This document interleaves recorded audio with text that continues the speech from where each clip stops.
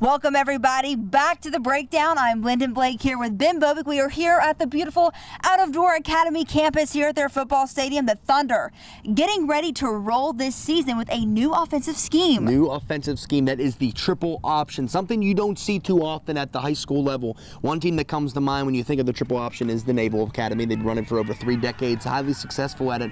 But it seems that the Thunder are trying to utilize their strengths. They realize they're not as big as some other teams in the Sunshine State Athletic Conference, and they realize they lost about 7 seniors to graduation last year.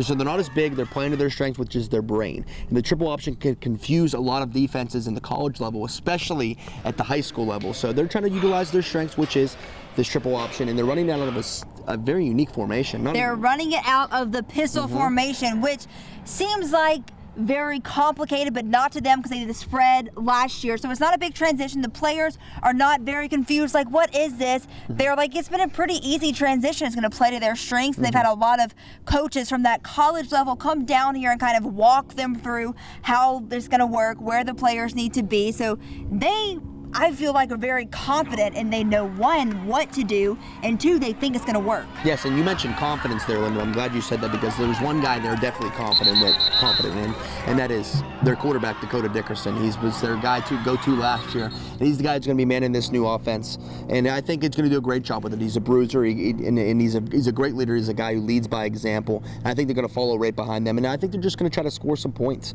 I mean, last year they went 2-7, but they were better, it seems, than the record shows. There was a couple games. They feel like there was a lot of games last year that they were in that they could have won.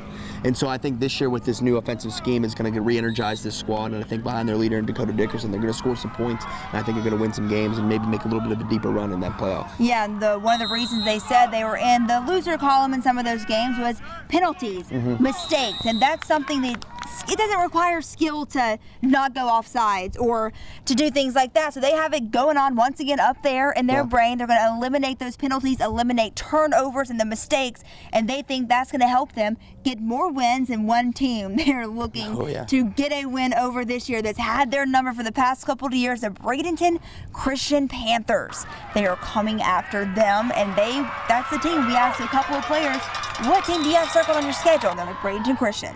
We've lost in the past couple of years. This year, we're trying to change that. Yes, and that's a division game for them. That is a conference game, so it'd be good to get that win. Obviously, they play St. Stephen's team who returns a lot. It's going to be tough. But another game they have circled on their schedule that not only the players do, but also the community here at Out-of-Door is the Battle at the Beach. They're playing Kennedy Catholic, which is a team from New York that is actually traveling down here to Out-of-Door Academy to play the Thunder. They're hosting a whole weekend where the players and the students, if you will get to play host to this team. This Catholic school from New York. Is actually the first time I think a New York team is coming to Florida to play, and it's something you don't see too often. You see IMG playing a lot of teams from out of state because of the program that they run, but you don't see it too often at this level. So I think they're really looking forward to a game like that, and they attach the trophy to it. Like I said, they're calling it the Battle at the Beach. It's going to be a lot of fun. That game obviously won't count towards their conference record, but it'll still be a good learning experience for the young gentlemen to play host as a student athlete, but also to play a team from out of state. And what out of state team would not want to come here to the Suncoast in October, especially from up there? It is going to be a complete treat from them. They're going to already be bundled up there, come down to Florida, and just have a nice, relaxing Now, Linda, weekend. I know you're from Alabama. It's not that cold in October, people. It's just a hoodie weather, but it gets a little bit colder as it goes on. Well, hoodie weather or not, it still feels better down here. It's not hoodie weather right now, I'll tell you that. Well, guys, we'll keep you posted on everything happening with the Outdoor Academy this football season, and we'll see you next time on The Breakdown.